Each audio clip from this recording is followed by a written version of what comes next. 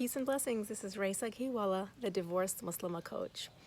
This is the month of the Quran, and we can all find solace in the Quran, whether it's for your specific situation or our global situation. Whether you're divorced, going through a divorce, or you found that your marriage has broken down and you're in lockdown, and the solution really is found in this verse. Verily, in the remembrance of Allah, do hearts find rest. That's in the Quran, chapter 13, verse 28. And we're going to be looking at this next verse through this lens of rest and peace in the heart as a way of being. So this next verse is coming from chapter 27, verse 73. And indeed, your Lord is full of bounty for mankind, but most of them do not show gratitude. And such a simple verse here, but with such deep meaning if we take the opportunity to reflect. And that's one of the things that we're asked to do over and over again. And that's one of the great opportunities that we're having at this time of being in lockdown, right? Allah subhanahu wa ta'ala, He gives us so much. There is so much that He just gives and gives and gives and gives, right?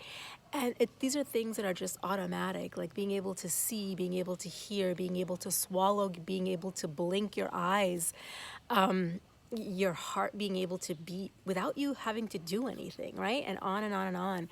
And we take these simple things for granted because we're not paying attention or we're not conscious of them, right?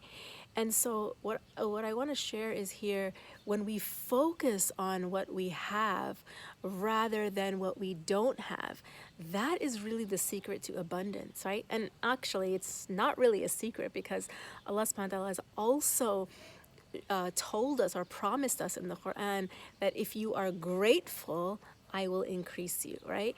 So, what does all this mean? Number one is, first and foremost, acknowledge Allah as the giver, like the source, the giver of everything that you have, everything that belongs to you, right? And right, as the source, the number one, and appreciating that down from the bottom of your heart, right? Being grateful for it, not just in your thoughts and your mind and your words and in your actions, right? Like, how do you show gratitude? Because as Muslims, we are a people of action, right? We have to back up our words of belief through action. So how do you show your gratitude? And number two is, do you not think that if you lived in and operated from a state of gratitude, that you would be at peace and living in abundance? Like, don't you think that would just be possible? And so, and I'm not talking about abundance from a state of monetary wealth, but I'm talking about everything around you, the people around you, your resources, opportunities, your family, and on and on and on. Because we all know that monetary wealth is not what brings peace or happiness, right? Because there's so many people who have that, but they're completely empty inside and are just trying to fill that void and that emptiness with lots of other things, and it's not solving the problem. It's not satiating them, right?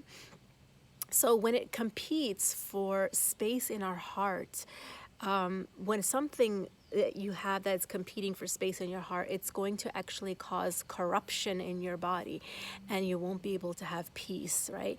And that reminds me of the hadith. The Prophet, peace be upon him, said that there is a piece of flesh in the heart, in the body, and it is the heart. And if it is sound, then everything in your body, from your thoughts to your feelings to your actions, everything will be sound. But if that piece of flesh is corrupt, then everything in the body will be corrupt, like your thoughts, your feelings, your actions, all of that, your behavior is all going to be corrupt. And it reminded me of that.